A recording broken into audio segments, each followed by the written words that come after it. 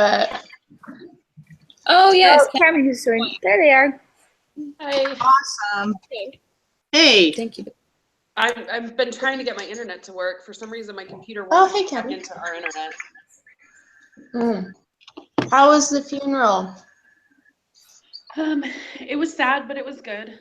Yeah. Yeah. You doing okay? Yeah, I just have a cold now. Like, I started getting it right before we left, and I'm still struggling with it. Ugh. I'm sorry. Well, we were thinking of you guys last week. It's okay. Okay, so let's go ahead and start.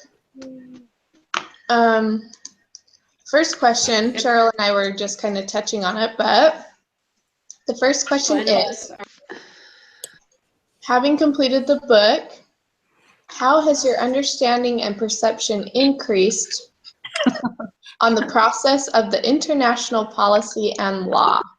Should we just be blunt? It can be blunt. Uh-oh.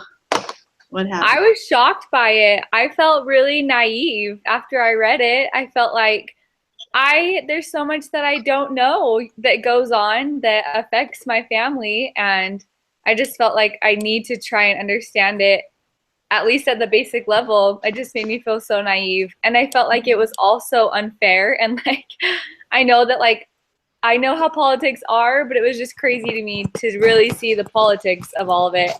And like the women's caucus, you know, like everything that they would do, like following him around, and I couldn't believe I was honestly just blown away.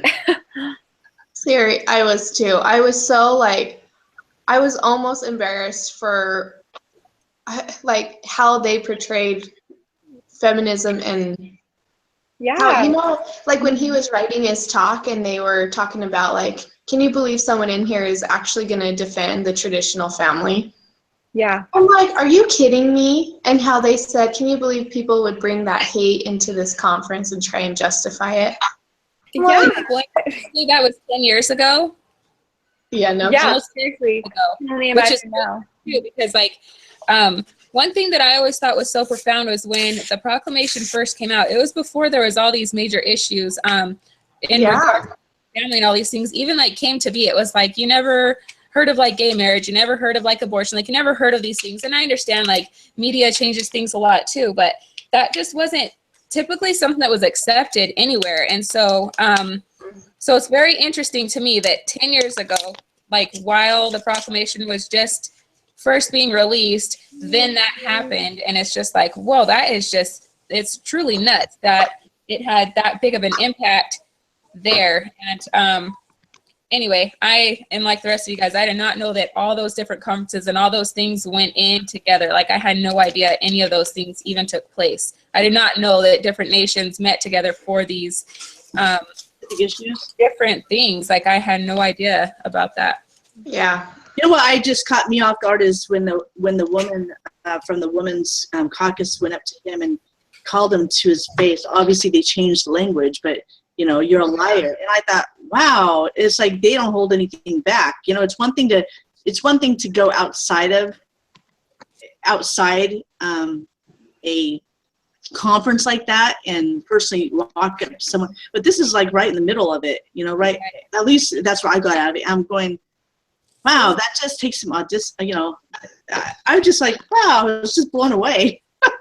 Yeah. Well, I think it's kind of like issues that we face. It's kind of like even like with our own presidents or any law or anything like that. It's kind of like we just go along with it because we just assume that everybody else thinks that's okay. So it's kind of like we feel like it has to be okay, and that's kind of how those women's caucus, how they decided to sit in when they were preparing their speeches. You guys need to go on, or you know, whatever it was. I was just like, why were they even sitting in there? Why did they even have to give them a copy of what it was that they were preparing? Yeah. I was wondering about that myself. That blew me away right there. Mm-hmm. Go out. I didn't even know. And the fact that they actually shoved aside that the lady that was The Muslim lady. Muslim, because they said, well, you're done. And I'm going, wow, where's the freedom of speech? You know, where is that, you know, for just Very, It's very weird because different. like we have freedom of speech, but do they? Like that's what is so interesting to me, that all these different like nationalities, all these different regulations that these different countries have, like trying to join together to have like one common ground is just crazy to me. It's just nuts. Mm-hmm. I had no idea at all. Well, interesting too that the Muslim lady, I don't know, from our perception, we believe that just from what we hear, all this stuff, is that we believe that a certain group of people are like a certain way as far as the women, how they're treated and stuff like that. But she said, well, I don't feel that way at all. But I wonder if she didn't feel that way because of customarily that's how it is in their homes, or if that's really the facts, Yeah, that was interesting. And I didn't realize, I don't know, when I first started reading the book, and maybe I'm still confused on it, but I didn't realize this conference, they were trying to come to a consensus on something. I thought they were just coming to speak to one another, like a normal conference, not like a meeting or, like you're in a courtroom. yeah. It sounded like a huge courtroom. Yeah, and so at first I was like, no, what is the main goal here? What are they trying to accomplish? And as I kept reading, it wasn't until like page 50, to be honest, that I finally grasped what was really going on. The first part of the book was a little confusing to me, but anyway, I agree with everything you guys said. It's interesting, and especially what Kayla said. I feel very naive. And I feel like, to be honest, this question, am I more, has my understanding increased? Not a whole lot. I feel like there's so much more that we need to learn, I feel like this book did a good job at opening our eyes to it, but I still feel like I don't understand half what, international policies and laws. It'd be interesting to watch a video about it. Like, granted, this was like what, a 2-week span of all of this, and it was like, when he talked about how he left and he ended up taking a nap at the Best Western, and then he went back over there, and it was like midnight, and they were still like having these deliberations and stuff. I was like, oh my gosh, like, is this seriously just like a nonstop thing? Like, is it arguing? And like, of course, my narrow mind, I'm like, are there like interpreters that are like translating it into all the different languages? No kidding. Like, what is it really like? Because you can read it in a book, and you like, obviously everyone draws their own assumptions, but I think it would be so interesting to actually see like what it was like. Yeah. Well, how about when he was auditioning, and when he finally got up, the chairman and the woman from the Women's Caucus got up and just started arguing for 3 straight hours. Yeah. That was crazy to me too. Oh man, what a mess. Yeah, that is just kind of crazy. Well, let's move on to the next question. Okay. That one is, what role did you see the Lord playing in Professor Wilkins' effort to advocate for the families of the world? And what lessons did you learn in your own efforts? Honestly, from the moment he got actually before he got on the plane, is when the Lord was leading him. We're talking every single step of the way I saw. I mean, yeah. I have like 10 things written down. The biggest thing I thought though was I loved the fact that they dropped his name, the last name, to an M. I love the fact that one thing that really stuck out to me, it was when he was willing to use his own money. I mean, that was a very unselfish thing. He was willing to use his own money to make copies for all these people that wanted to provide copies. And I know for a fact, I've had this happen. It's like, you pay your tithing, and no matter what, you're always going to have your needs met. And the needs of the Lord right then and there was to allow these people to have copies. And so when he went to the bank, I can almost assure you there was not any money in there, because it seemed like he was almost at the end, but then all of a sudden you got an increase. And I that just baffles me that the Lord just kind of like literally opened the keys to allow him to make copies, allowed him to. He stayed humble too the whole time. It just seems like he really stayed humble. So Yeah. I agree. I agree with Cheryl. I love that you said that even before he got on the airplane, like we could see the Lord's hand, that the Lord was guiding the whole thing. I totally agree with that. And I loved one other like theme that I saw throughout was that he really did all that he could. You know, he like didn't even sleep or eat or anything. He literally gave everything that he had, and then like the Lord sustained him, you know, and the Lord like made up what he just couldn't do on his own. And that was just such a powerful lesson to me, that like, how much am I really willing to do? You know, the Lord asks us to give everything that we can, and he'll help us make up the difference. But like, how much can we really give? Like Brother Wilkins gave so much. He gave it all. And then the Lord made it happen, you know? So it just made me think, like, what more can I be giving or can I be doing to really call down that grace of, you know, that God gives you when you do all that you can. Yeah, that's a great thought, Kayla. I can't believe he lost 28 pounds. I know. Yeah, that was like it was thrown in there or something. And I'm like, oh my gosh, that's like what? He definitely didn't eat it all. But so basically, if we need to lose weight, go to the UN United Nations conference. Oh man.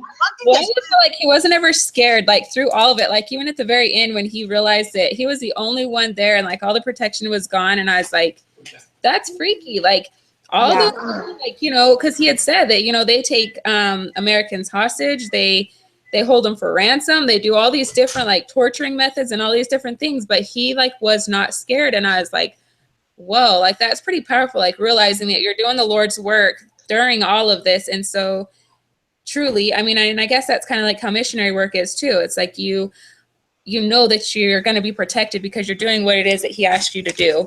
And like even other principles of like paying tithing or fast offerings or whatever it is, or serving or whatever it is, you know that I'm doing what I'm supposed to do and I'll be okay. And I thought that was very profound to see. Like, I mean, obviously the whole book was gospel related in a sense, but just the fact that he truly was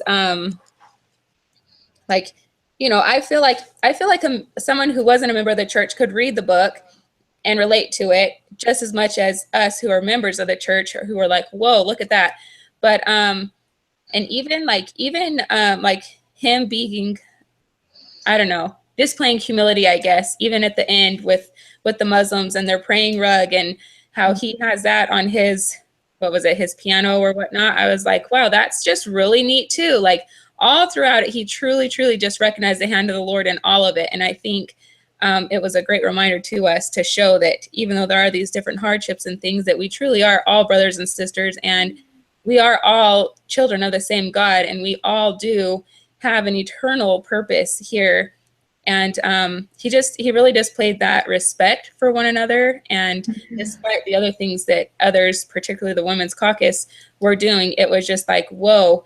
And I mean, I think that we really see that a lot too, like in our lives, the things that people are doing to shun us or to make fun of us or mock us or whatever it may be, but still we have to know that, well, we'll be protected. We're following the Lord, we're doing his work, and he will provide for us. So he really had a lot of great insights, like really, truly.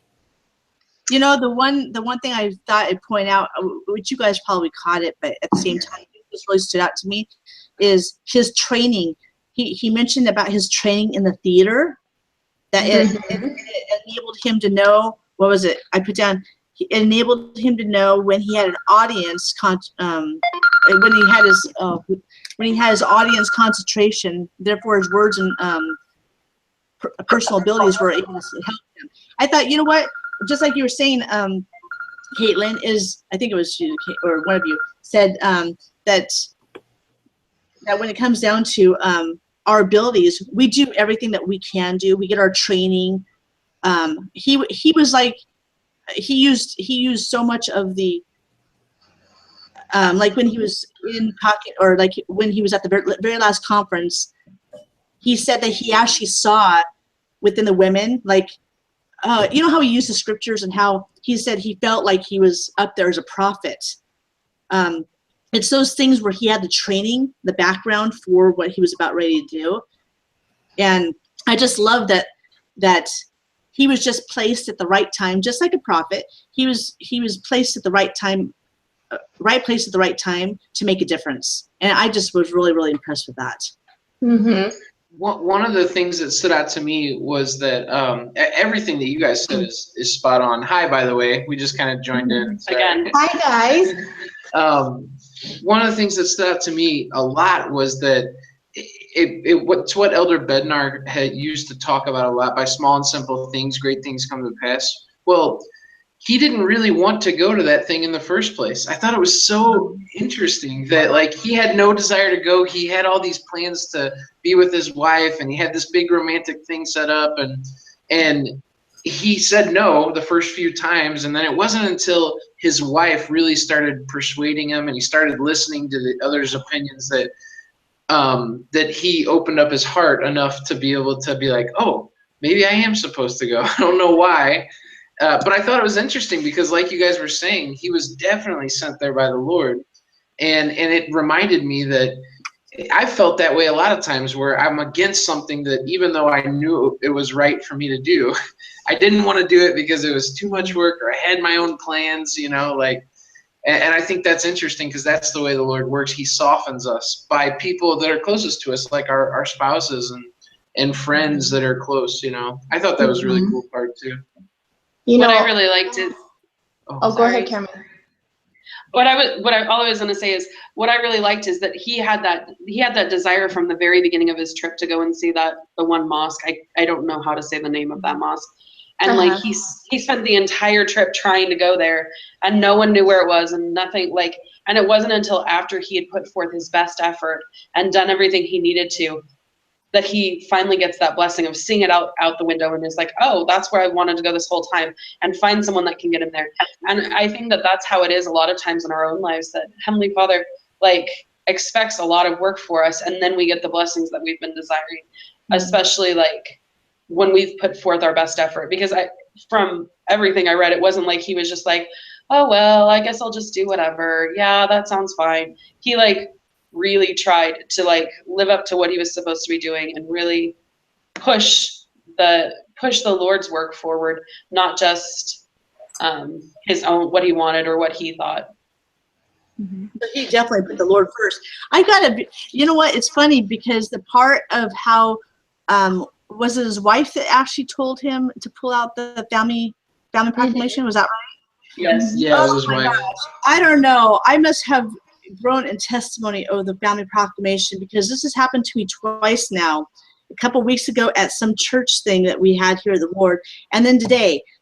When I read over those, I think it was a page and a half, I literally went into tears. I was emotional over the testimony of that family proclamation being right here. I don't know what happened, but I just sat there and I just started bawling. I was like, what the heck is wrong with me? Mm-hmm. But I don't know, I gained this testimony that it's actual, it's actually from a prophet. It's actually straight from our Heavenly Father. And that to be able to apply that when he went so far, didn't want to do it to begin with, and all of a sudden, you know, he did, and he was there, and he was going through the process of being cut down to be built up, you know, by the Lord. It's like, I'm going to strengthen you now. I was blown away with that page and a half, or that page of just writing. Yeah. I just emotionally struck. Really good. Yeah. And I found with this question, when I read it the first time, I found that the Lord started playing that role that very first page when they were sitting in sacrament together, or in that meeting together, and President Hinckley stood up. It started then, you know, and it was amazing to see how even the people that the Lord put into his life, like Susan was a huge influence for him. If she wasn't listening to her promptings that, like, you need to tell him to go, or, you know, you need to volunteer him, or you need to, the people who along the way just kept pushing him to speak and to, staying up with him late and making all those copies and doing more studies. And I mean, it just really was cool to see how every step of the way you could see the Lord guiding him. Yeah. So that was cool.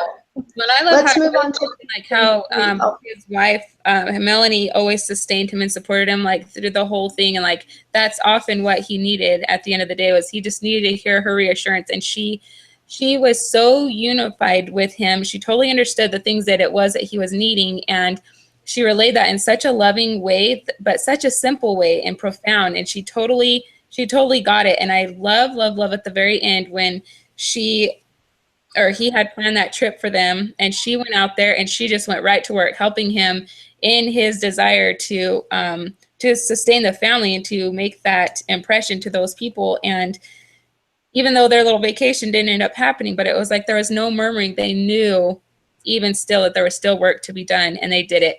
And then one last thing, and then we can move on. I loved how he told those Muslims about President Hinckley, and he's like, well, this is from my prophet, and you agree, like he was speaking to all of us. And I think to go along with what Cheryl had said about the proclamation, like it doesn't say the proclamation to us as church members, it says the proclamation to the world, and it truly is for the entire world.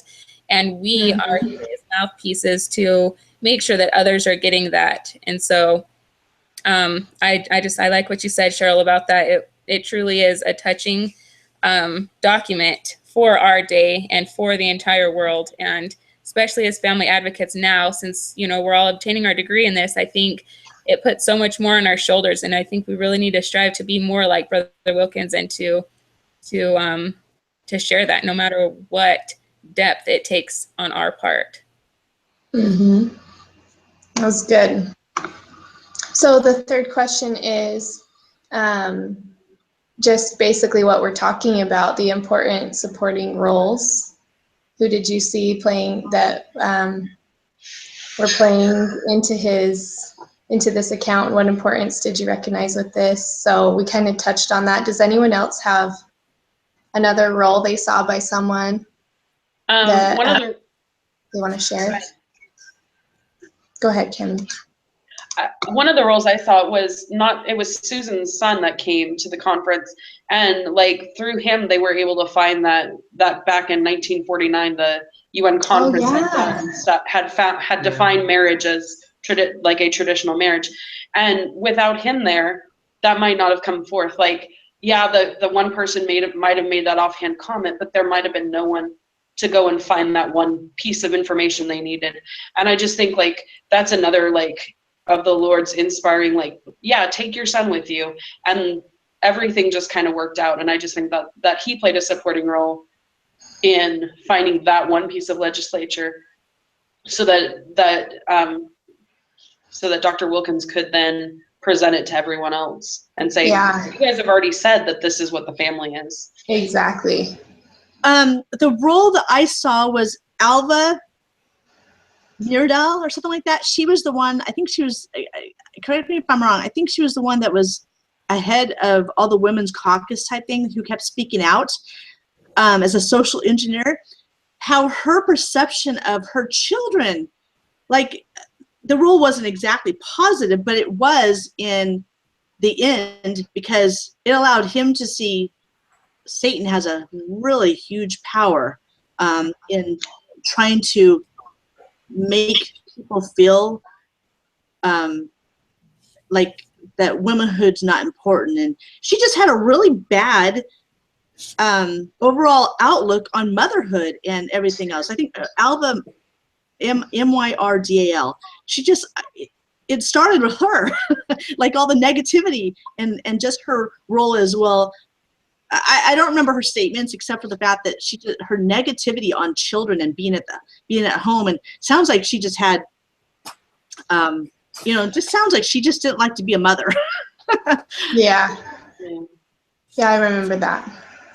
And the lady who sat down by them who explained her story, I don't remember her name, but she sat and talked to him about that for a long time, and He kept calling her his seating companion or something like that. I don't think he gave a name. Yeah. Maybe he never found out her name. Yeah, sitting companion, something like that. Yeah. Yeah, that was interesting. But it was sad because that lady grew up with, you know, a father that wasn't he atheist and socially weird, and then his mom, you know, her mom was a germaphobe and never showed affection, and so was very. Half the world gets the feelings that they do is It goes back to what we talked about a few weeks ago about personal bias and, you know, your experiences, how they affect you. And so that was one thing that I kind of noticed was tying into that conversation. Yeah, those are great thoughts. Okay, number 4, if we're ready. Yep.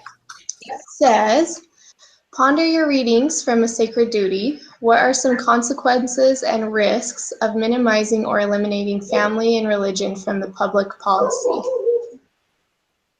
okay. There were so many risks. I feel like the family as we know it today would be completely gone, almost taken out of society in the context as it is. And I felt like they just wanted to make everything like completely individualized, you know, like each child is governed by the state and they can make decisions for themselves or the state can make decisions for them, but the parents basically can't even make decisions for their children. And abortion would be up to each individual person. I just felt like the family unit would just be completely disintegrated, and it would just be individuals and their relationship with the government, which is a scary, scary thought. Well, and I think too, if we get rid of the traditional family, there goes society, really, truly, because like he said, the family is where society is born. If you want to fix this societal problem, you start with the family. And if that's gone, then I just feel like it's like a downhill battle real quick, you know? So that was my impression. I really loved how his 4-minute speech when he said, you know, the family is the basic unit of society. And that's where we need to protect that, because that's where we start in making changes in society. And anyway, I just thought that was really, really cool.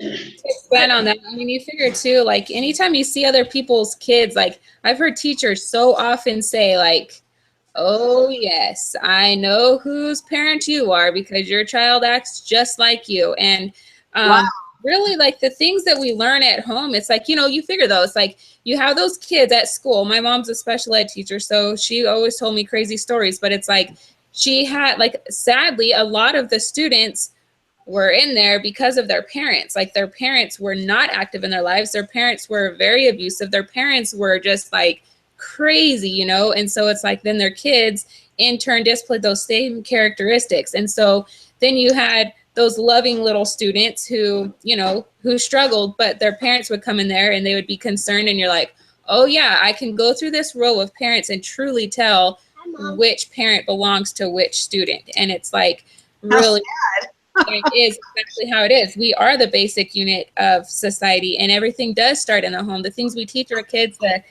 the principles that we teach them, the standards that we teach them truly reflects everything, because in turn they go elsewhere, and that is when they become individuals and make their own decisions and things of that nature. So really, truly, you know, it's like whatever does happen in the home is going to affect society as a huge, huge impact. So it's funny you brought that up. Just as a situation, my daughter had a substitute teacher, and she's in high school in ninth grade. She had a substitute teacher the other day, and apparently there's kids on the phone, using their phone, giving. I don't know if, well, they were on the phone and they weren't paying attention to a movie that the substitute was supposed to be present. Apparently, when the teacher got back, she found all this out because the substitute wrote out a note on saying, this classroom was horrible and all this stuff. It didn't sound like they were horrible. It just sounds like there was no classroom management there by the substitute, you know? And so I guess because of a few students that were not doing what they were supposed to do, the whole classroom got busted. And ended up having to write some I don't know, something up, whoever, and sent it home and want everyone's signature on it because everyone was going to have the assistant principal sign it. And so my husband says, I'm sorry, you know, he says, were you responsible for any of this? He says, no. She goes, no, Dad. And it was a group of kids on my left-hand side. And he takes the paper and writes down, was my child at all part of this? You know, because he goes, I'm a high school teacher. And he says, I do not punish my whole classroom because of a few do not know how to, you know, because of what they're taught at home or whatever else, they come into the classroom and you know, get on their phones or act this way. And so anyways, it was one of the situations that it just reminded me of that. Sorry, but I'm like, oh my gosh, you're punishing the whole classroom, including my kid, because a substitute doesn't know how to deal with classroom management. It was just sad. So yeah, that's crazy. And that's kind of relate to the conference. It's like they're trying to eradicate the whole family because of something that might have happened to them or one group or that one lady. Yeah. All that stuff that's happened in her life. My gosh, I feel bad for her, but at the same time, you know, pull everybody down because of your circumstances. It's just sad. It is sad. Okay. Any other thoughts on that? Okay. Last question. Oh, excuse me. Question 5 is, based on a sacred duty, what do you think we can do about it? Does the author implicitly or explicitly make realistic suggestions for ordinary citizens as well as those in position of power and influence? Provide examples. One thing that he, oh, sorry. No, go ahead. Go ahead, I Kayla. was just going to say, he talked about the program that he started at BYU and how he was able to like have students be a part of this program. And then he took some of those students to Kenya with him. And so for us as students at BYU Idaho, I'm sure we have the family advocacy club or group, right? And even like the Facebook page, the Title of Liberty that we can be part of. And I know those are like more small and simple things, but there's lots of organizations out there that we can join and do our little part to help support and advocate through that way. I think one of the things that that I learned from Professor Wilkins was really, or the fact that he felt like he wasn't really needed at the UN conference. He felt like he wasn't important, even though he's this law professor. He's affiliated with the Families United group, and he really was. I mean, think about it. If he wouldn't have gone, what would have happened? All of that work, everything that was done in protection of families wouldn't have happened, and who knows what laws the UN would have passed. So I mean, it really made me think about the small things, like maybe one of you guys want to run for mayor or something, or city council, or it doesn't matter what it is. Maybe not yet. I don't know, but but like whatever it is that you have a desire to do. I've actually thought about someday running for mayor. I don't know if I'm not in a position to do it now, but it's made me realize that maybe that is what we can do, is go with something that we thought we'd never be able to do and just try it. Something like he didn't think he was that important, and yet he caused all of this wonderful things in protection of the family. I think that's really an amazing testimony for us, that it doesn't matter what it is, but get involved in some way. And like you were saying, Kayla, even if it's the smallest things like becoming friends on a Facebook group, or one of my friends started a Facebook group, Walking with Doctrine and Covenants or something. Yeah. It's little things, you know, that really protect the family. It's starting with the small things and then working your way up. That's what one of the things. Sorry, go ahead. One of the things that I So one of the things I thought was really interesting and that I think that we need to do is follow up. Like, so they went to the conference in Turkey and like they thought they'd made all these great strides and that everything was settled.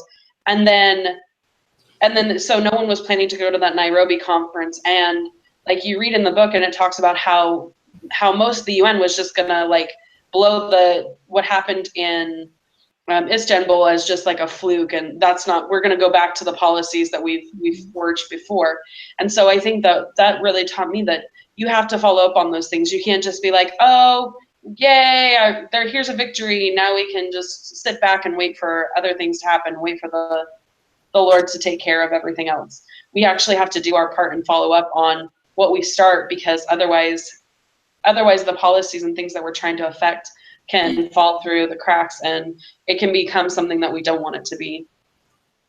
Yep, that's what I was gonna say. Be persistent. You know, the one thing that really stood out for me too on the sacred duty and his actual work in it is how it just kind of building on testimony for me that not everyone graduates with a degree in college or wherever else, but no matter what, I think education is important. It's a huge factor in our world, and especially if we want to make a difference, we're not going to make. I don't want to downplay people who don't have above a high school. Definitely not do that. But I think though that the more education we have, or educate ourselves on certain things. I mean, he was a law professor, and he advocated for was it abortion? I think it was abortion, something like that. But it just made that more an impact on me that he was prepared. He prepared himself to be in a position to do this, and how much education is important, because if we want to stand up and do anything, we have to be educated in anything that we do. We might as well educate ourselves in other things. So if we want to get involved with it, get ourselves educated so that we can do that. Otherwise we're just, talking about things that we, don't really, we can't do much about it if we're not educated, is what I'm saying. Yeah. Well, to go along with Cheryl, you know how like sometimes we just all have our own little interests and there's different things that we are passionate about. And I there's so many people that ask me and ask other people as well, like, why do you even care about that? Why are you getting yourself involved in that situation? Why, like, you have these other things going on? Why? It seems to be what they ask all the time. And so sometimes I'm like, well, why am I doing that? I don't know. Like, I just feel like I need to. And I think that throughout our life, we're given obviously the experiences and things that are going to help us and help those later on, whatever it may be. So whether it's a conversation that we have on here or whether it's a particular experience that we have, for some reason, we find ourselves involved in things that to others, they're like, I would not even want to be messing with that. But some of us just do get a strong burning desire to get ourselves involved, no matter how difficult it may be. And I think especially too, like as parents, when we see our children in situations in which they stand up for the things that we have taught them to do, because sometimes it is not easy to be the one that stands up for our beliefs and whatever it may be. Our children see that as well, and they too can also learn, like, wow, that really is important. And despite the situation or the circumstance, my mom or my dad or whoever chose to follow their beliefs, and that makes an eternal impact on many, many people as well. Yeah, those are good thoughts. Well, is there anything else that anyone would like to share?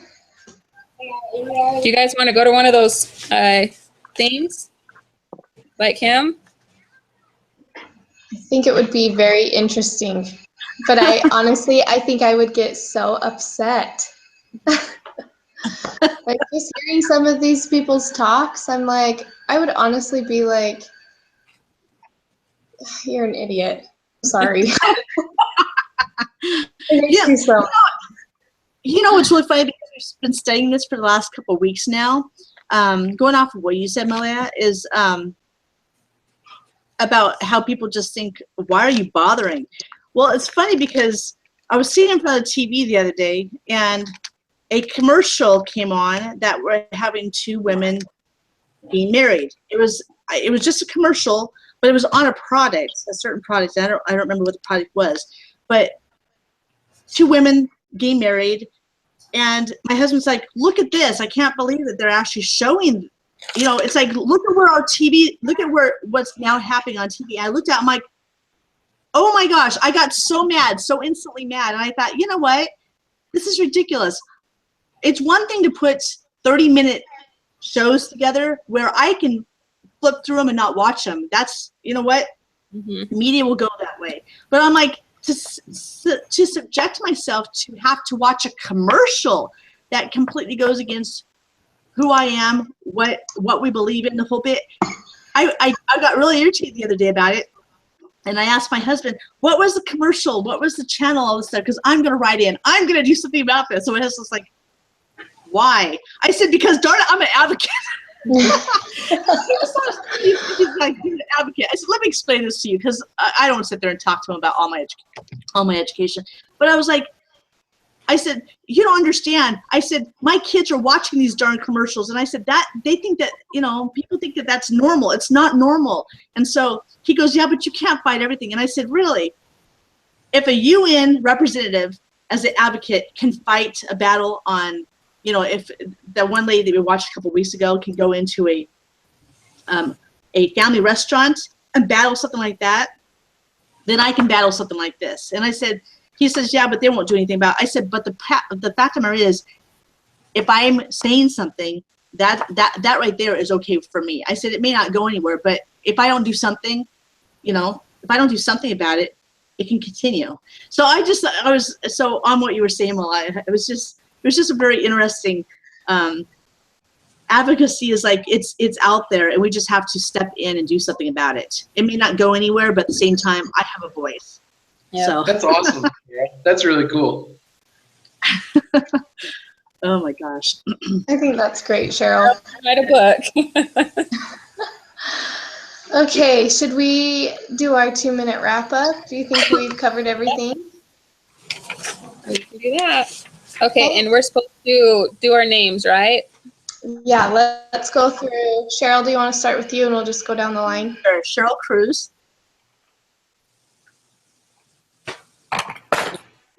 I will go. Caitlin Harker. Next. Mine shows the Lloyds next, and then Yeah, mine does too. Oh, our show's Kayla next. Okay. Oh. So it's not all the same line. That makes sense. That makes a lot more sense. Okay. So I'm Spencer Lloyd. Cammie Lloyd. Kayla Martin. Malia Espinosa. Okay, so the first question, we just said we seemed a little naive and shocked at the process of how everything works with those just the big national, what is it? International policy and law. So as a group, we just really feel like we're kind of shocked at the process and how it all works. We understand that this process brings unity with many nations, but we still feel like we have a lot to learn and to understand. And so I think it was a good starting point for all of us with reading A Sacred Duty. The next question, what role did you see the Lord playing in Professor Wilkins' efforts to advocate for the families of the world, and what lessons did you learn for your own efforts? We all were able to recognize the Lord's hand was from the beginning. The Lord sustained him, Professor Wilkins or Brother Wilkins, from the beginning, and continued to do so throughout the book. After all, Brother Wilkins, can you please tell your sisters to zip it? After all he could do, Brother Wilkins was still able to continue going on without eating, without having adequate sleep and different things. He was still able to sustain himself, and that was entirely the Lord doing that. The next question, even though the book was largely about Richard Wilkins' experience, what important supporting roles did you see others playing in this account, and why is it important to recognize this? There's a lot of individuals who assisted him in his efforts, particularly his wife, Melanie. She was his equal, and she always seemed to provide the help that he was needing, no matter how small her words were, or her words of comfort, or even her advice. She always just supported him in what he felt he needed to do.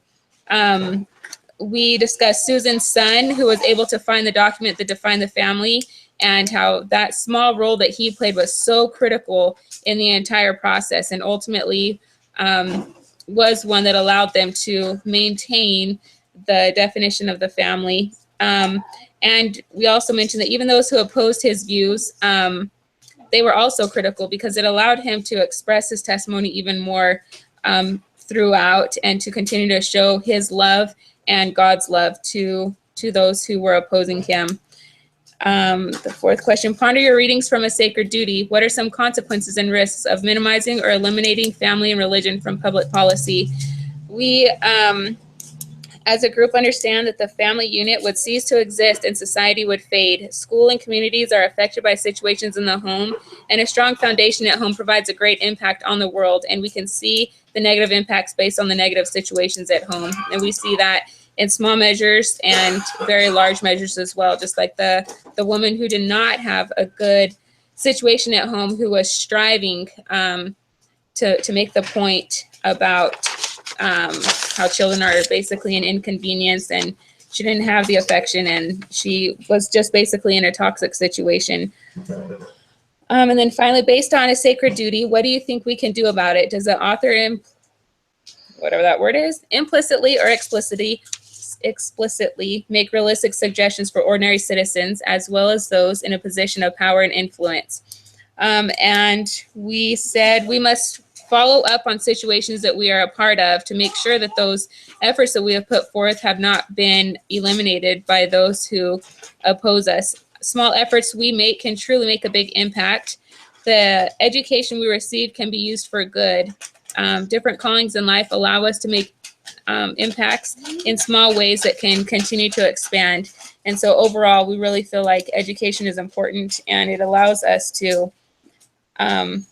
make a better impact and to be more respected. And I noticed that a lot of the people who were confused about where he obtained his education, just those little things are also what made a difference for him from the beginning of his arrival.